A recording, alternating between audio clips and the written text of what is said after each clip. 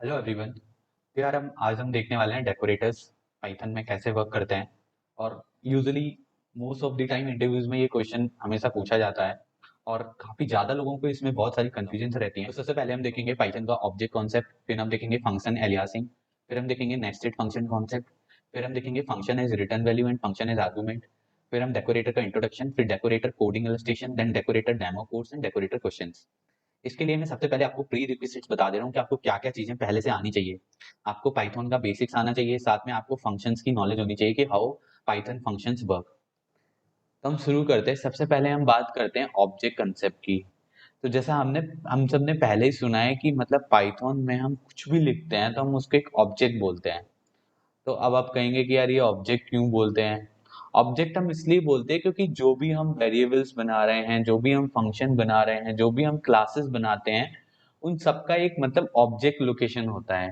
तो इसलिए हम उनको बोलते हैं कि उन्होंने एक मेमोरी एक्वायर कर रखी है और वो एक ऑब्जेक्ट है जिसने कोई मेमोरी एक्वायर कर रखी है। तो मैं आपको जल्दी से इसका इलस्ट्रेशन बना देता हूँ। जैसे मैंने यहाँ पे आप स्क्रीन पे देख सकते हो, मैंने एक फंक्शन बना रखा है फंक्शन टेस्ट। ठीक है, तो ये फंक्शन की डेफिनेशन हो गई।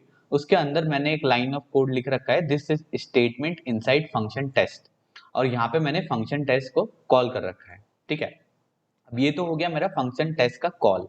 उसके बाद मैंने फंक्शन टेस्ट को ही यहाँ पे कॉल करवा रखा है। अभी के लिए मैं इसको कमेंट करता हूँ और अगर मैं इस पीस ऑफ कोड को रन करता हूँ तो ये फंक्शन रन हो चुका है फंक्शन टेस्ट, और इसके अंदर जो स्टेटमेंट था वो मुझे प्रिंट होके यहाँ पे दिख गया है। और उसने बता दिया कि फंक्शन टेस्ट एट दिस, तो ये एक मेमोरी लोकेशन है। ये बता रहा है कि एक ऑब्जेक्ट जो है फंक्शन टेस्ट का बन चुका है और वो इस मेमोरी लोकेशन पे है। अगर मैं इसकी यहाँ पे आईडी देखूं, आईडी का मतलब एग्जैक्ट मतलब जो कन्वर्ट होके मेरे पास दूसरी फॉर्म में मेरे पास लोकेशन आ जाती है, तब देख सकते हो कि ये है मेरे पास जो ये कोई हेक्साडेसिमल या फिर मे भी हो सकता है कोई और फॉर्मेट में यहाँ पे लोकेशन हो। यहाँ पे ये मेरे पास न्यूमेरिक में लोकेशन आ गई कि इस पर्टिकुलर फंक्शन टेस्ट की लोकेशन है वो ये है। नेक्स्ट है फंक्शन एलियासिंग। फंक्शन एलियासिंग क्या होती है? तो जैसा आप यहाँ पे देख सकते हो, मैंने एक फंक्शन बना रखा है विश। ठीक है, मैंने एक फंक्शन विश बना रखा है, तो अभी के लिए मैं इसको कमेंट करता हूँ। और अगर मैं यहाँ पे सिंपल विश को कॉल करूँ तो आप देखो यहाँ पे विश कॉल होके मुझे इसने बता दिया कि आई एम इनसाइड विश। ठीक है, अब मैं इसे कॉल ना करके अभी मैं इस लाइन को यहाँ से डिलीट कर रहा हूँ। ठीक है, अब अगर मैं इसको अनकमेंट करूं और मैं लिखूं ग्रीट इक्वल टू विश। ठीक है, तो जैसा मैंने आपको बताया कि मैंने फंक्शन टेस्ट बनाया था, फंक्शन टेस्ट की एक लोकेशन थी क्योंकि वो एक ऑब्जेक्ट था, तो इस केस में जो विश होगा वो भी एक ऑब्जेक्ट होगा। तो मैंने क्या करा, ग्रीट इक्वल टू विश कर दिया, तो अभी मैंने फंक्शन विश को कॉल नहीं करा है। ठीक है, अब मैं आपको ये बताना चाह रहा हूँ कि चाहे अब मैं ग्रीट को कॉल करूं, चाहे अब मैं फंक्शन विश को कॉल करूं, दोनों के कॉल करने पे मेरे को सेम आउटपुट मिलेगा, दैट इज इनसाइड विश। अब ये क्यों हुआ? फंक्शन एलियासिंग का कंसेप्ट क्या कहता है? कंसेप्ट ये कहता है कि अगर हम दो वेरिएबल को इक्वल कर दें, मतलब कि अभी कहने का मतलब ये है कि जो ग्रीट है उसके ऑब्जेक्ट की लोकेशन और जो विश है उसके ऑब्जेक्ट की लोकेशन सेम है, तो मतलब ये दोनों जो है सेम ऑब्जेक्ट और सेम लोकेशन पे हैं। इसलिए चाहे मैं ग्रीट को कॉल करूं चाहे मैं विश को कॉल करूं, मुझे सेम आउटपुट मिल रहा है। आप यहाँ पे आईडी से इनके इलस्ट्रेट भी कर सकते हो कि दोनों के जो लोकेशन है वो मुझे यहाँ पे सेम दिख रहे हैं। ठीक है, देख सकते हो मैंने यहाँ पे डायग्राम से भी ये चीज समझा रखी है कि both reference variable wish and greet are same, it means both are referencing to same object, मतलब कि विश और ग्रीट दोनों की मेमोरी लोकेशन जो है वो सेम है। अब हम नेक्स्ट समझते हैं इनर फंक्शन का कंसेप्ट। तो मैं आपको सीधा मोटा मोटा बताऊं मैंने क्या करा है। मैंने एक फंक्शन बनाया आउटर फंक्शन। ठीक है, आउटर फंक्शन के अंदर ये मेरा एक स्टेटमेंट है जिसमें मैंने लिख रखा है I am inside outer function. अब इस आउटर फंक्शन के अंदर मैंने एक इनर फंक्शन बना रखा है। इनर फंक्शन के अंदर मैंने लिख रखा है inside I am inside inner function. ठीक है, तो मैंने यहाँ पे लिख रखा है I am inside inner function, और यहाँ से मैंने इनर फंक्शन को दो बारी कॉल कर दिया है, दो बारी मैंने इनर फंक्शन को कॉल कर दिया है। अब मैंने यहाँ पे लिख दिया कि आउटर फंक्शन कंप्लीटेड, मतलब कि आउटर फंक्शन की डेफिनेशन के अंदर मैंने इनर फंक्शन बना रखा है और उसी इनर फंक्शन को दो बारी कॉल कर रखा है। ठीक है, अब मैं जैसे ही आउटर फंक्शन के बाहर आया मैंने आउटर फंक्शन को यहाँ पे कॉल कर रखा है, और फिर मैंने जो आउटर फंक्शन के बाहर आने के बाद मैंने इनर फंक्शन को वापस कॉल कर रखा है। ठीक है, I hope it is clear now. अभी मैं इसको अगर रन करूं तो आप देखो कि, तो आप ऐसे देखो कि ये वाला आउटर सबसे पहले कॉल हुआ, ये कॉल हुआ तो मुझे मिल गया I am inside outer function.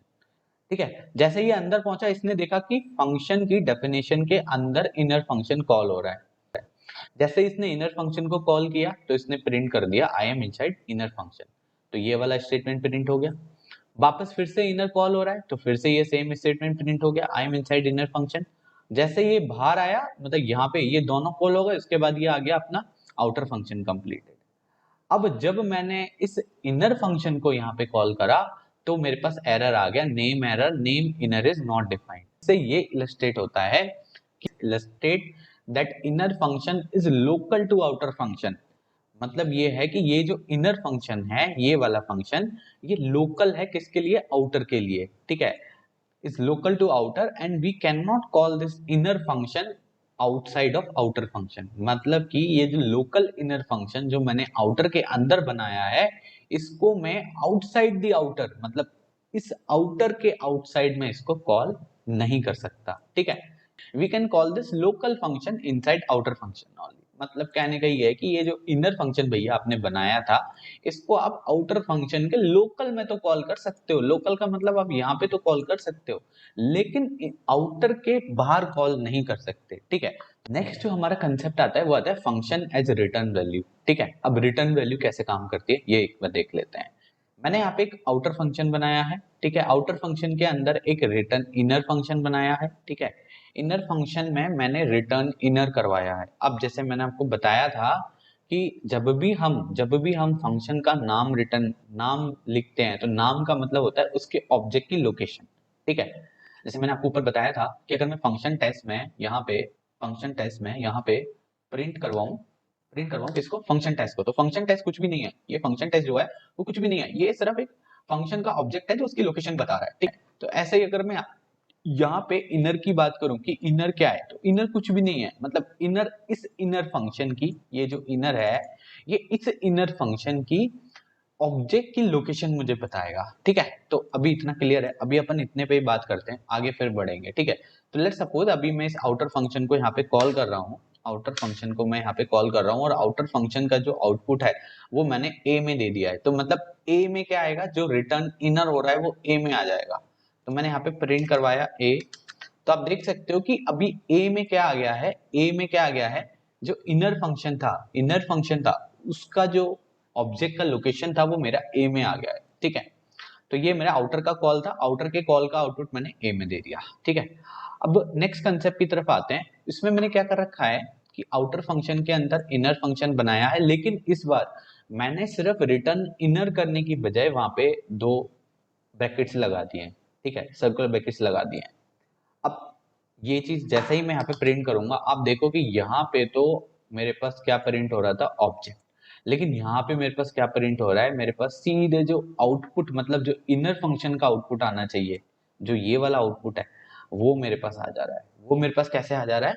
क्योंकि मैंने यहाँ पे सीधे फंक्शन की कॉल को रिटर्न करवाया है, ना कि सिर्फ मैंने इनर को रिटर्न करवाया है। ठीक है, तो इस केस में हुआ क्या कि ये जो इनर कॉल हुआ था, तो इनर कॉल होने का मतलब है कि ये वाला जो प्रिंट, ये वाला आउटपुट था, ये वाली चीज जो है वो भी ए के पास आ गई। अब ए ने क्या प्रिंट करा? ए के पास जैसे ही आया तो ए ने देखा कि इनसाइड इनर और रिटर्न फ्रॉम इनर, ये अपनी दोनों चीजें यहाँ पे मुझे दे दी, क्योंकि ये जो है अपना इनर के अंदर है दोनों। ठीक है, तो यार ये चीज आपको क्लियर होनी चाहिए कि रिटर्न इनर और रिटर्न इनर सर्कुलर ब्रैकेट, इन दोनों में क्या फर्क होता है। तो अगर मैं सिर्फ इनर की बात करूं तो इनर एक ऑब्जेक्ट है which is pointing to a particular location. ठीक है, जैसे मैंने आपको यहाँ पे बताया कि मैं इनर की बात करूं तो return is only inner is a object which is referencing to a particular location.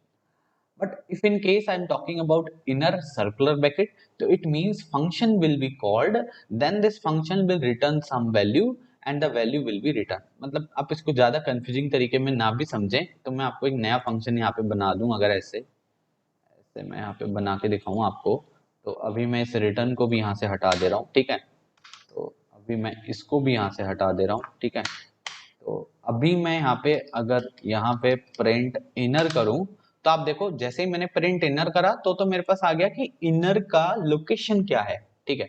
अब मैं यहाँ पे करूँ प्रिंट इनर और यहाँ पे सर्कुलर ब्रैकेट लगा दूं, तो आप देखो मेरे पास आ गया इनसाइड इनर, ठीक है।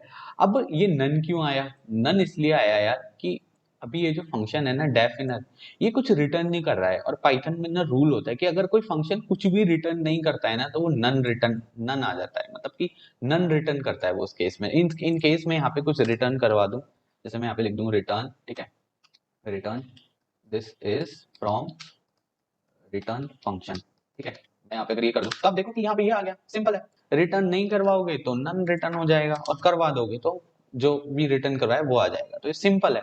तो ये दोनों चीजें बहुत क्लियर होनी चाहिए कि इनर और इनर सर्कुलर ब्रैकेट में क्या डिफरेंस होता है। तो अब नेक्स्ट कंसेप्ट देखते हैं। तो अपना जो नेक्स्ट कंसेप्ट है वो कुछ ऐसा है कि मैंने यहाँ पे एक आउटर फंक्शन बनाया है, ठीक है।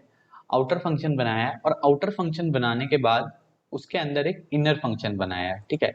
और इनर फंक्शन में मैं क्या रिटर्न करवा रहा हूँ? Return inner. अब याद रखना इनर में क्या होगा, इस वाले इनर फंक्शन का ऑब्जेक्ट होगा, ठीक है। इनर फंक्शन का ऑब्जेक्ट होगा, ठीक है। अब आप ये देखो कि जैसे ही मैं आउटर फंक्शन को कॉल करवाऊंगा, मैं अभी इसको एक बार कमेंट कर देता हूँ। मैंने यहाँ पे क्या करा, आउटर फंक्शन को कॉल करवाया, ठीक है। आउटर फंक्शन को मैंने कॉल करवाया, जैसे मैंने आउटर फंक्शन को कॉल करवाया मतलब आउटर फंक्शन के इंडेंटेशन में रिटर्न हो रहा है इनर। तो आउटर फंक्शन के इंडेंटेशन में सिर्फ इनर रिटर्न हो रहा है, इसका मतलब क्या हुआ कि इनर का ऑब्जेक्ट रिटर्न हो रहा है। तो इनर का ऑब्जेक्ट अभी मुझे आउटर सर्कुलर ब्रैकेट में मिल रहा है, ठीक है। अब मैंने क्या करा है, सिंपल मैं इसी चीज को एक मैंने वेरिएबल में डाल दिया f1 में, ठीक है। मैंने यहाँ पे इसको f1 में डाल दिया, ठीक है। अब मैं अगर f1 को प्रिंट करवाऊं, मैं यहाँ पे लिखूं प्रिंट f1, तो सिंपल है कि मतलब जो इनर का ऑब्जेक्ट है वो f1 में आ जाएगा। इनर का ऑब्जेक्ट f1 में आ गया।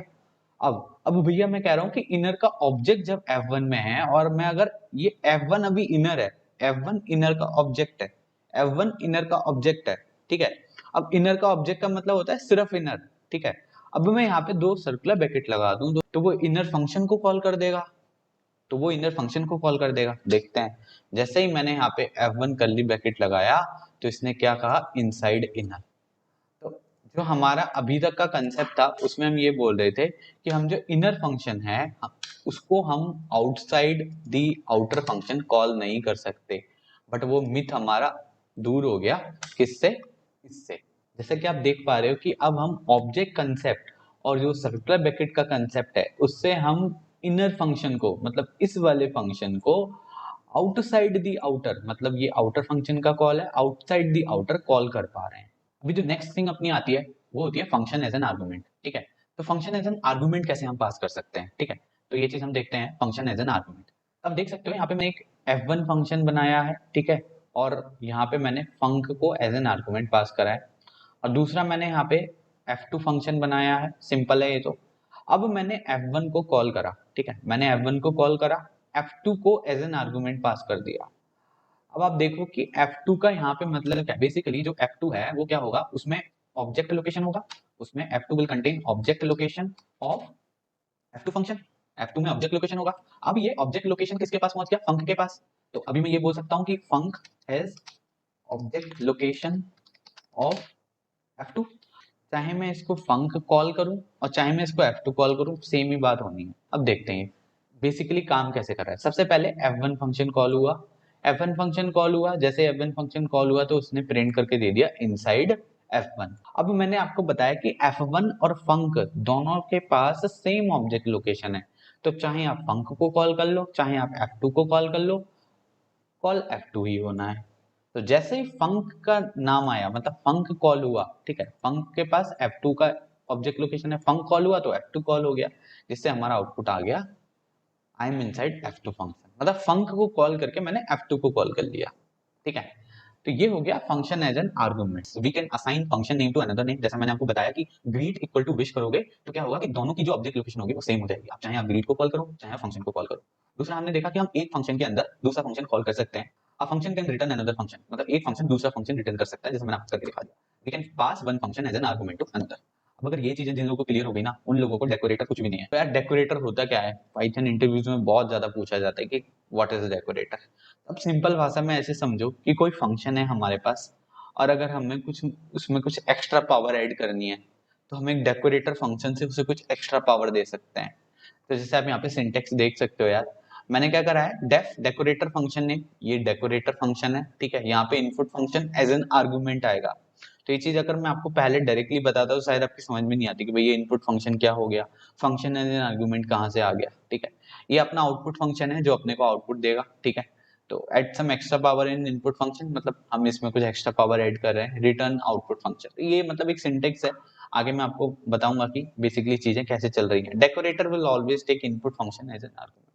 तो जैसे मैंने आपको पीछे बताया कि अपन एज एन आर्गुमेंट किसी फंक्शन को कैसे दूसरे फंक्शन में पास करते हैं। लेट्स सपोज मेरे पास एक फंक्शन है, ठीक है, जिसको मैं बोल रहा हूँ कि ये डिस्प्ले फंक्शन है। तो मैंने जैसे आपको बताया कि डेकोरेटर का काम होता है कि किसी भी फंक्शन में एक्स्ट्रा पावर को ऐड करना, ठीक है। तो लेट्स सपोज अभी मेरे पास कोई कार है जो मतलब जिसको मैं अभी एज इट इज प्रिंट करवा रहा हूँ। तो सिंपल मैंने यहाँ पे एक फंक्शन बनाया है और मैं इसको प्रिंट करवा रहा हूँ। जैसे मैंने इस फंक्शन को कॉल करा तो ये कह रहा है showing the car as it is, ठीक है। अब लेट सपोज मुझे इस वाली कार में कुछ मतलब एक्स्ट्रा फंक्शनैलिटी ऐड करवानी है, ठीक। तो एक्स्ट्रा फंक्शनैलिटी ऐड करवाने के लिए यार मैं क्या करूंगा वो अब देख लेते हैं हम लोग, ठीक है। तो लेट सपोज मैं अभी नया डेकोरेटर बनाता हूँ, ठीक है। अभी आप इसको भूल जाओ। मैंने लेट सपोज यहाँ पे बनाया, या मैं इसी से कॉपी पेस्ट कर ले रहा हूँ, ये मैंने बनाया डेफ डेकोरेटर फंक्शन टेस्ट। मतलब मैंने नाम दे दिया, आप कुछ भी दे सकते हैं, ठीक है। और यहाँ पे डिस्प्ले को मैंने एज एन आर्गुमेंट दे दिया। तो जैसा मैंने बताया आपको कि ये जो नॉर्मल फंक्शन है इसको हम नीचे बना लेते हैं, ठीक है। ये हमने नीचे बना लिया, ये अपना नॉर्मल फंक्शन है। अब हम इसमें डेकोरेटर फंक्शन ऐड कर रहे हैं। तो ये तो हो गया अपना नॉर्मल फंक्शन जो कि अपन ने कॉल करके दिखाया था अभी। तो ये अपना नॉर्मल फंक्शन चल रहा है। अब हम इसमें डेकोरेटर फंक्शन टेस्ट को ऐड कर रहे हैं। तो ये चीज मैंने आपको पहले ही बता दी कि डेकोरेटर फंक्शन जो होगा वो इनपुट फंक्शन को, मतलब ये वाले फंक्शन को एज एन आर्गुमेंट लेगा। तो हमने इस वाले फंक्शन को एज एन आर्गुमेंट यहाँ पे डिस्प्ले को दे दिया है, ठीक है। अब हम क्या ऐड करवा रहे हैं, मतलब कि उस कार में क्या चीज ऐड करवा रहे हैं वो हम कैसे देते हैं, वो हम ऐसे देते हैं। हम इस फंक्शन के अंदर आते हैं और ये हमने बना दिया। अब बिल्कुल ध्यान रखना कि ये तो है आउटर फंक्शन, ये तो है आउटर फंक्शन, और ये है इनर फंक्शन, ठीक है। ये है इनर फंक्शन, ठीक है। और ये वाला आउटर फंक्शन कुछ रिटर्न कर रहा है हमें, ठीक है। अब इसको ना वन बाय वन समझते हैं यार, ऐसे बहुत सारी कंफ्यूजन हो जाएंगी वरना, ठीक है।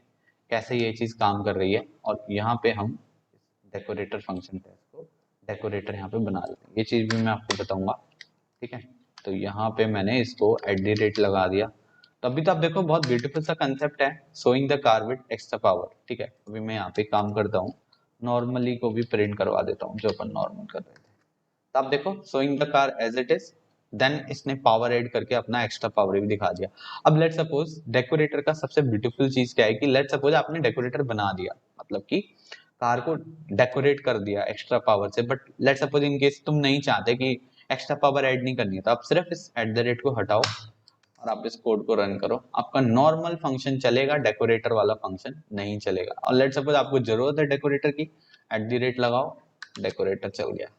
अब आप ध्यान से समझना कि बेसिकली, तो अभी मैंने कुछ चीजें यहाँ से हटा दी हैं जिससे कि आप डेकोरेटर फंक्शन को समझ जाओ कि बेसिकली ये काम कैसे कर रहा है, ठीक है। तो आपको ये नहीं सोचना कि यहाँ पे मतलब मैंने काफी चीजें हटा दी हैं। वैसे तो अगर मैं नॉर्मल अगर डेकोरेटर के सिंटेक्स को फॉलो करूं तो वो सिंटेक्स मैंने यहाँ पे फॉलो कर रखा है। तो भी आप यहाँ पे अनकमेंट चीजें हटा दे रहा हूँ कुछ चीजें, ठीक है। तो बेसिकली सबसे पहले क्या हो रहा है, अगर मैं आपको नॉर्मल मोटा मोटा बताऊं, ठीक है। सबसे पहले अपना क्या हुआ, डेकोरेटर फंक्शन टेस्ट कॉल हुआ। डेकोरेटर फंक्शन टेस्ट कॉल हुआ, तो डेकोरेटर फंक्शन टेस्ट कॉल होते ही यहाँ पे डिस्प्ले आ गया। डिस्प्ले आने के बाद ये डिस्प्ले कॉल हो गया। डिस्प्ले में क्या है, ऑब्जेक्ट है, ऑब्जेक्ट लोकेशन है डिस्प्ले फंक्शन का। तो मेरे पास ये डिस्प्ले ऐसे प्रिंट होके आ गया, showing car as it is, ठीक है। अब डिस्प्ले मेरे पास प्रिंट होके आ गया, मतलब ये वाला फंक्शन मेरा चल गया, ठीक है। बट मुझे तो उसमें एक्स्ट्रा पावर ऐड करनी है। तो जैसे ही मेरा डिस्प्ले चला तो ये वाला जो फंक्शन था डेकोरेटर फंक्शन टेस्ट, इसने रिटर्न करवाया था किसको, आउटपुट फंक्शन टेस्ट के ऑब्जेक्ट लोकेशन को। कहने का मतलब ये है कि अभी अगर मैं न्यू को प्रिंट करूं तो न्यू में क्या होगा, मैं अगर यहाँ पे न्यू को प्रिंट करूं तो आप देखो कि न्यू में जो मेरा ये आउटपुट फंक्शन टेस्ट है, मेरा जो आउटपुट फंक्शन टेस्ट है उसका यहाँ पे ऑब्जेक्ट लोकेशन है। ठीक है, अब मैंने डिस्प्ले फंक्शन को कॉल कर दिया। अब मैं यहाँ पे अगर इस न्यू को कॉल कर दूं, मैं यहाँ पे न्यू को कॉल कर देता हूँ। अगर मैं न्यू को कॉल करूंगा तो मेरे दोनों फंक्शन कॉल हो जाएंगे। ये काम मैं डेकोरेटर के सिंटेक्स से करा सकता हूँ।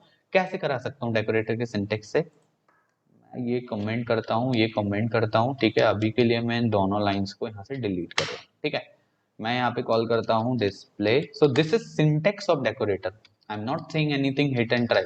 ठीक है, यहाँ पे ये काम आप ऐसे भी करा सकते हैं। ये हो गया डेकोरेटर का सिंटेक्स। तो मैंने आपको बता दिया कि चीज काम कैसे कर रही है, बट डेकोरेटर का सिंटेक्स फॉलो करके आप ये काम करवा सकते हैं। ठीक है, यहाँ से डेकोरेटर को हटाया, ये चीज प्रिंट नहीं होगी, मतलब एक्स्ट्रा पावर ऐड नहीं होगी। डेकोरेटर को लगाया, एक्स्ट्रा पावर ऐड हो जाएगी। ये मतलब डेकोरेटर का कंसेप्ट था कि डेकोरेटर फंक्शन हम कैसे बनाते हैं। तो यार हम जल्दी से एक रियल टाइम एग्जांपल ले लेते हैं, ठीक है, जिससे हमें और क्लियर हो जाए कि डेकोरेटर एग्जैक्टली कैसे काम करता है। ये क्वेश्चन मेरे से इंटरव्यू में पूछा गया था। तो देखते हैं ये क्वेश्चन क्या है। तो लेट्स सपोज मेरे पास एक फंक्शन है जिसको मैं बोल रहा हूँ डेफ सम। ठीक है, और मैं यहाँ पे इस फंक्शन में रिटर्न करवा रहा हूँ a प्लस बी। ठीक है, और मैं यहाँ पे आर्गुमेंट ले लेता हूँ दो a कॉमा बी। ठीक है, अब मैं इस फंक्शन को ही यहाँ पे कॉल करवा देता हूँ। ठीक है, नीचे कॉल करवा देता हूँ। कॉल करवाने के लिए मैं यहाँ पे लिख रहा हूँ सम।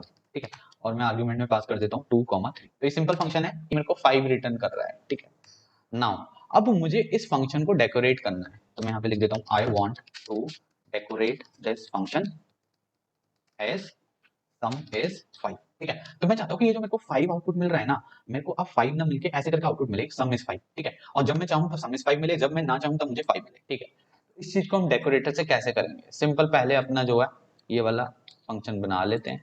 ठीक है, अब मैं यहाँ पे एक डेकोरेटर फंक्शन बनाता हूँ ऊपर सबसे पहले। तो सबसे पहले मैंने यहाँ पे लिख दिया डेफ डेकोर अंडरस्कोर फंक्शन। इसका मतलब मैंने नाम दे दिया डेकोर फंक्शन का। ठीक है, यहाँ पे मैं कुछ भी दे देता हूँ, लेट्स सपोज मैं यहाँ पे सम ही दे देता हूँ। ठीक है, मतलब क्योंकि यही वाला फंक्शन जो हमारा ये वाला फंक्शन होगा, यही हमेशा एज एन आर्गुमेंट जाएगा डेकोरेटर फंक्शन। ये मैंने आपको पहले ही बता दिया। अंदर आते हैं, अब अंदर अपन बनाते हैं इनर फंक्शन। तो डेफ इनर। ठीक है, इनर बनाया मैंने। अब इनर के अंदर भी मुझे ये वाले आर्गुमेंट देने होते हैं, ये चीज भी मैंने आपको पहले डिस्कस कर बता दी थी। ठीक है, ए कमा भी हो गया। अब मुझे क्या करना है, इस इनर फंक्शन के अंदर वो एक्स्ट्रा पावर ऐड करनी है, क्योंकि मैं 5 से सम इज 5 करना चाहता हूँ। वो एक्स्ट्रा पावर मुझे इनर फंक्शन में ऐड करनी है। तो मैं यहाँ पे लिख देता हूँ प्रिंट, है ना, सम इज, और सम इज के बाद में यहाँ पे लेट सपोज मुझे उसी लाइन में रखना है 5 को, तो मैं यहाँ पे एंड लगा देता हूँ, है ना। तो मैंने यहाँ पे लिख दिया एंड इक्वल्स टू।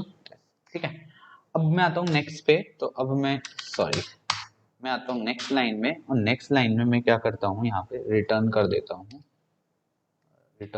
हूँ, मैं इनर फंक्शन को। ठीक है, रिटर्न कर देता हूँ इनर को, और ये वाला सम जो है वो हम यहाँ पे कॉल कर देते हैं, इसके अंदर आके कॉल कर देते हैं। ठीक है, हम इस सम को बाद में कॉल करते हैं क्योंकि हमें सम इज 5 करवाना है। तो पहले let this function run, then we will run this sum. तो मैं इस सम को उठा के यहाँ से इस रिटर्न के बाद यहाँ पे बाद में रन कर देता हूँ। ठीक है, तो मैं इसको यहाँ पे रन करके यहाँ पे रन कर देता हूँ। ठीक है, अब देखते हैं कैसे काम करता है अपना डेकोरेटर। यहाँ पे बनाता हूँ @decor अंडरस्कोर फंक्शन।